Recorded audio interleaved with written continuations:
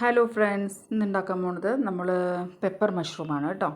അപ്പോൾ അതിലേക്ക് വേണ്ട സാധനങ്ങൾ കുറച്ച് ഉള്ളി, തക്കാളി, മല്ലിയില, പുതിന, വെളുത്തുള്ളി, കുരുമുളക്, അങ്ങനെയുള്ള കുറച്ച് ഐറ്റംസാണ്. അപ്പോൾ ഞാൻ ഓരോന്നോരോന്നായിട്ട് പറയാം. കടായി വെച്ചു, അതിലേക്ക് വെളിച്ചെണ്ണ ഒഴിച്ചു. വെളിച്ചെണ്ണ അല്ലെങ്കിൽ ബട്ടർ ആയാലും കുഴപ്പമില്ല. ഞാൻ വെളിച്ചെണ്ണ നമ്മൾ നല്ല വീട്ടിലുള്ള വെളിച്ചെണ്ണ തന്നെ ഉണ്ട്, അതെടുത്തു എന്നേ ഉള്ളൂ. അതിലേക്ക് എല്ലാം ചെറുതായിട്ട് അരിഞ്ഞിട്ടുള്ള സവോള, അതൊന്ന് ചൂടായ ശേഷം അതൊന്ന് സോട്ട് ചെയ്തെടുക്കുക.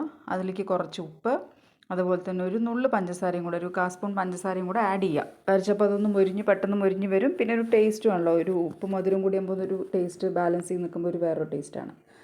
അപ്പോൾ അതിലേക്ക് നമ്മൾ ഇനി ചതച്ച് ചേർക്കാൻ പോകുന്നത് എന്താ വെച്ചിട്ടുണ്ടെങ്കിൽ വെളുത്തുള്ളി, കപ്പൽമുളക്, അതുപോലെ തന്നെ കറിവേപ്പില, ജീരകം, കുരുമുളക്, ഇത്രയും സാധനങ്ങളൊന്ന് ക്രഷ് ചെയ്തിട്ട് അതും കൂടെ ഒന്ന് അതിലേക്ക് നമ്മൾ ഉള്ളിലേക്ക് ഇടുന്നുണ്ട്. അതൊന്ന് പച്ചമണം പോകുന്നവരെ ഒന്ന് വാട്ടിയെടുക്കാം. ഈ സമയത്ത് കുറച്ചുകൂടെ വെളിച്ചെണ്ണ വേണമെങ്കിൽ ഒഴിക്കാം. വെളിച്ചെണ്ണ കുറച്ച് എൻ്റെ ഇത്തിരി കുറഞ്ഞു പോയി, അപ്പോൾ ഞാൻ പിന്നീട് അത് ആഡ് ചെയ്യുന്നുണ്ട്. ഇത്തിരി മഞ്ഞൾപ്പൊടി ഇട്ടു, കുറച്ച് വെളിച്ചെണ്ണയും കൂടെ ആഡ് ചെയ്തിട്ട് ഒന്നും കൂടെ ഒന്ന് വഴറ്റിയെടുക്കാം, ഒരു പച്ചമണം പോകുന്ന പോലെ. അതുപോലെ തന്നെ ഒരു 1/4 സ്പൂൺ അതിലേക്ക് മല്ലിപ്പൊടിയും കൂടെ ചേർക്കുക.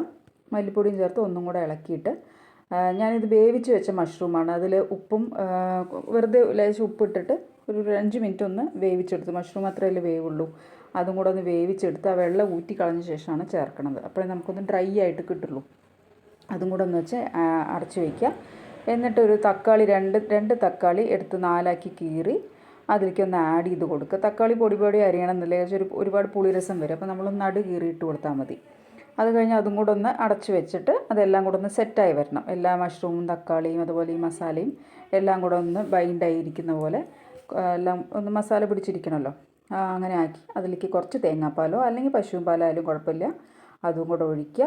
ഈ സമയത്ത് ഗ്രേവി കുറച്ചും കൂടെ വേണമെന്നുണ്ടെങ്കിൽ നിങ്ങൾക്ക് ഫ്രഷ് ക്രീമോ എന്തെങ്കിലും ആഡ് ചെയ്യാം കേട്ടോ. ഞാനിത് ഡ്രൈ ആക്കിയിട്ടേ എടുത്തിട്ടുള്ളൂ.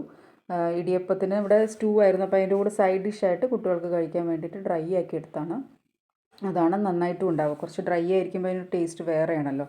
ഈ സമയത്ത് വേണമെങ്കിൽ നിങ്ങൾക്ക് ക്രീമോ പാലോ എന്തെങ്കിലും വേണമെങ്കിൽ ആഡ് ചെയ്യാം. തേങ്ങാപ്പാലോ കുറച്ചും കൂടെ ആഡ് ചെയ്യാം. എന്തായാലും സംഭവം അടിപൊളി സാധനമായിരുന്നു. എല്ലാവരും ഒന്ന് ട്രൈ ചെയ്ത് നോക്കൂ കേട്ടോ. ഉഷാർ. ചോറിനൊക്കെ കഴിക്കാം കേട്ടോ. ചോറ്, ചപ്പാത്തി, ഗീ റൈസിൻ്റെ ഒക്കെ ഒപ്പം അടിപൊളി സംഭവമാണ്. എന്തായാലും ട്രൈ ചെയ്യൂ.